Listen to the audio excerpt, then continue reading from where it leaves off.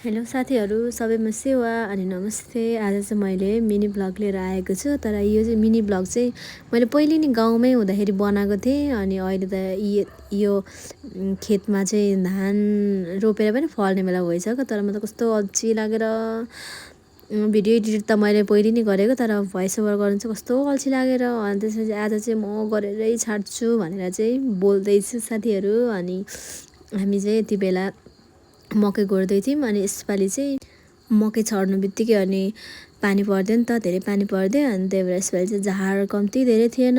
हामीले नत्र पहिले यो मेलो एक दिनमा सक्ने, यसपालि चाहिँ 2-2.5 दिन लागेको थियो। अनि भाउजूहरूले पनि एकछिन सघाइदिनु भएको थियो क्या हामीलाई। अनि हामी चाहिँ एकछिन बसेर अनि मैले आँप लिएर आएको थिएँ 2टा, आँप र कोदोको जाँड लिएको थिएँ।